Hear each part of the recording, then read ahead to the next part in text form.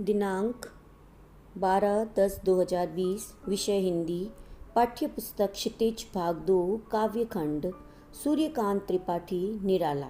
उत्साह और अट नहीं रही है। काल आधुनिक काल, छायावाद, भाषा खड़ी बोली, छंद मुक्त छंद। प्रश्न अभ्यास। उत्साह कविता से प्रश्न 1। कवि बादल से फुहार, रिमझिम या बरसने के स्थान पर गरजने के लिए क्यों कहता है? कवि बादल से फुहार, रिमझिम या बरसने के स्थान पर गरजने को कहता है क्योंकि बादल गरज कर सारे आसमान में छा जाएंगे। उस गरज को सुनकर प्रकृति तथा जनमानस में नवीन उत्साह एवं जोश का संचार होगा। फुहार, रिमझिम या बरसने जैसे शब्दों से क्रांति का भाव ध्वनित नहीं होता, परंतु गर्जन शब्द ऐसा है जिसमें बादलों का क्रोध बदलाव के लिए प्रकट होता है। इसलिए कवि ने गर्जो शब्द का प्रयोग भावानुकूल किया है। कविता का शीर्षक उत्साह क्यों रखा गया है? उत्तर: कवि बादल के माध्यम से समाज में क्रांति व उत्साह की भावना उत्पन्न कर परिवर्तन लाना चाहता है, इसलिए बादलों का घनघोर गर्जना के साथ आह्वान करता है। कवि के इस उद्देश्य की पूर्ति उत्साह के भाव के बिना संभव नहीं है। इसी उत्साह के लिए वह बादलों की गर्जना चाहता है। उत्साह शीर्षक कविता के मुख्य विषय को अभिव्यक्त करता है। साथ ही कविता के उद्देश्य अर्थात पीड़ित प्यासे जन की आकांक्षा को पूरा करके उनके जीवन में आशा, उत्साह तथा नई चेतना के संचार की पूर्ति भी करता है। इसलिए उत्साह शीर्षक सार्थक है। प्रश्न 3। कविता में बादल किन किन अर्थों की ओर संकेत करता है? उत्तर: कवि ने उत्साह कविता में बादलों के मुख्यतः 2 रूपों का वर्णन किया है। एक ओर बादल समाज में क्रांति और उत्साह का संचार कर परिवर्तन लाते हैं, वह समाज को नव जीवन प्रदान कर गतिशील बनाते हैं, तो दूसरी तरफ वही बादल जल बरसाकर भीषण गर्मी से तपती भूमि एवं लोगों की प्यास बुझाते हैं, उन्हें संतुष्टि एवं शीतलता प्रदान करते हैं। विषय हिंदी। क्षितिज भाग 2 काव्यखंड सूर्यकांत त्रिपाठी निराला। उत्साह और अट नहीं रही है। प्रश्न अभ्यास। उत्साह का प्रश्न 4 है। शब्दों का ऐसा प्रयोग जिससे कविता के किसी खास भाव या दृश्य में ध्वन्यात्मक प्रभाव पैदा हो, नाद सौंदर्य कहलाता है।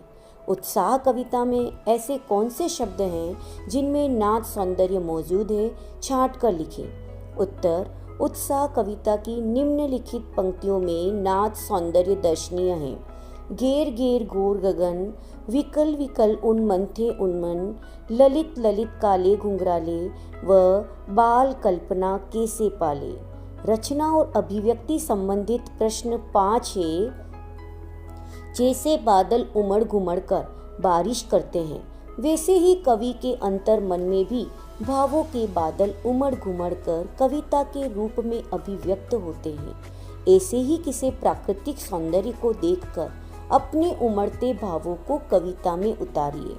उत्तर: आई है वर्षा ऋतु प्यारी, हरी हुई फूलों की क्यारी, नभ में उमड़े बादल काले, धोरे धुंधले और मतवाले, पानी बरसा ताल भरे हैं, मेंढक टर्टर बोल रहे हैं, ताप मिटा शीतलता छाई, खेतों में नव फसल उगाई।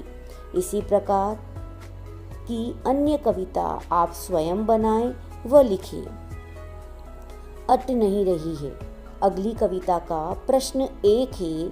छायावाद की एक खास विशेषता है अंतर्मन के भावों का बाहर की दुनिया से सामंजस्य बिठाना।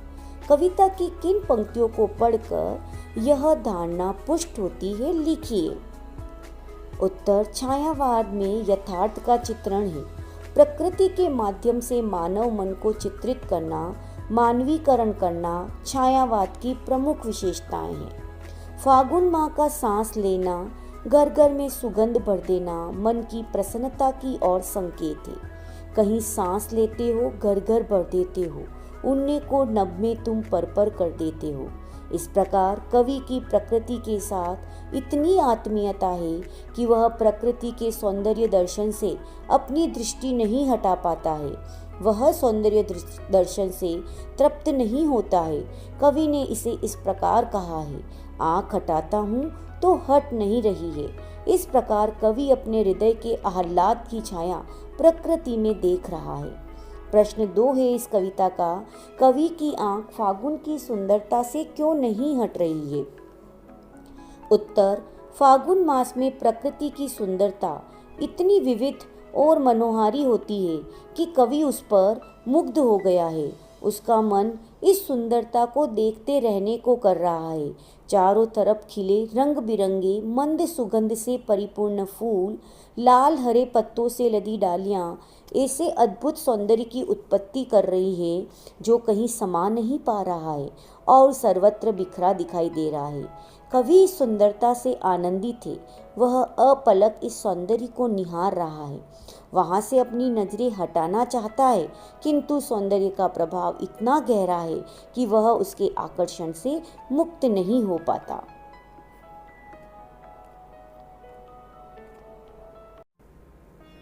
विषय हिंदी, क्षितिज भाग 2, काव्यखंड सूर्यकांत त्रिपाठी निराला।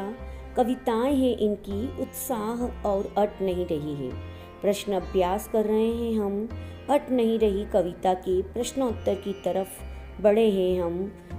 पहला और दूसरा प्रश्न हमने किया। प्रश्न 3, कविता में कवि ने प्रकृति की व्यापकता का वर्णन किन रूपों में किया है? उत्तर, अट नहीं रही है कविता में कवि ने प्रकृति की व्यापकता का वर्णन अनेक रूपों में किया है। प्रकृति का सौंदर्य फागुन में इतना अधिक है कि कहीं भी समा नहीं पा रहा है। चारों ओर विभिन्न प्रकार के रंग बिरंगे फूल खिले हुए हैं जिससे सारा वातावरण सुगंधित हो रहा है। लाल लाल कोपलों और हरे पत्तों से लदी पेड़ पौधों की डालियां अद्भुत लग रही है। यह सौंदर्य देखकर तन मन प्रसन्न हो उठा है। कवि का हृदय तो आनंदित हो पंख लगाकर उड़ने लगा है। चारों ओर खिले फूल प्रकृति के हृदय की माला के समान प्रतीत हो रहे हैं। प्रश्न 4, फागुन में ऐसा क्या होता है जो बाकी ऋतुओं से भिन्न होता है? उत्तर, फागुन में प्रकृति में होने वाले परिवर्तन उसे अन्य ऋतुओं से भिन्न बनाते हैं। फागुन मास में प्रकृति का सौंदर्य अपने चरम पर होता है। चारों ओर अनगिनत सुगंधित रंग बिरंगे फूल खिल जाते हैं जो सारे वातावरण को सुगंध से भर देते हैं। प्रकृति जैसे सांस लेने लगती है। पतझड़ के कारण मृत प्राय हो चुकी वनस्पति को नवजीवन प्राप्त होता है। वृक्षों पर उत्पन्न नए लाल पल्लव और हरे पत्ते मिलकर अद्भुत आभा प्रदान करते हैं। फागुन में प्रकृति इंद्रधनुषी हो उठती है। वो उसके कण कण में सुंदरता व्याप्त हो जाती है। प्रश्न 5, इन कविताओं के आधार पर निराला के काव्य शिल्प की विशेषताएं लिखिए। उत्तर, निराला प्रकृति के सुकुमार कवि रहे हैं। इन कविताओं में उन्होंने प्रकृति के माध्यम से अपने मन की सूक्ष्म भावनाओं को व्यक्त किया है। निराला एक छायावादी कवि है और छायावाद की विशेषता है कवि अपने मन की छाया प्रकृति में देखता है। कवि की उत्तरकालीन कविताओं में प्रगतिवाद भी दिखाई देता है। उत्साह कविता में बादल का वही रूप है। उसमें बादल एक क्रांतिकारी स्वर का वाहक है जो गर्मी से राहत प्रकृति और जन जन को राहत पहुंचाता है। चौथा, दूसरी ओर अट नहीं रही है कविता में फागुन में उल्लास और मादकता का भाव कविता में व्यक्त होता है। कवि की चित्रात्मकता देखते ही बनती है। 5, ध्वन्यात्मक प्रभाव के कारण दोनों कविताओं में नाद सौंदर्य झलकता है। अलंकारों का प्रयोग स्वाभाविक रूप से किया गया है। प्रकृति के चित्रण में जीवंतता है। संक्षिप्तता, प्रवाह तथा गीति तत्व निराला के काव्य की विशेषताएं हैं। 6, कवि ने अपने मनोभावों को निर्बाध बिना किसी बाधा के व्यक्त करने के लिए मुक्त छंद का प्रयोग किया है। प्रकृति का मानवीकरण करते हुए तत्सम शब्दों का प्रयोग किया गया है। रचना और अभिव्यक्ति से संबंधित प्रश्न 6 है, होली के आसपास प्रकृति में जो परिवर्तन दिखाई देते हैं उन्हें लिखिए। उत्तर, होली का त्योहार फागुन के महीने में मनाया जाता है। तब शीत का पलायन और ग्रीष्म का प्रवेश होता है। फागुन मास में चारों ओर प्राकृतिक सौंदर्य बिखरा रहता है। पेड़ पौधों पर नए नए व सुगंधित फूल खिलने लगते हैं।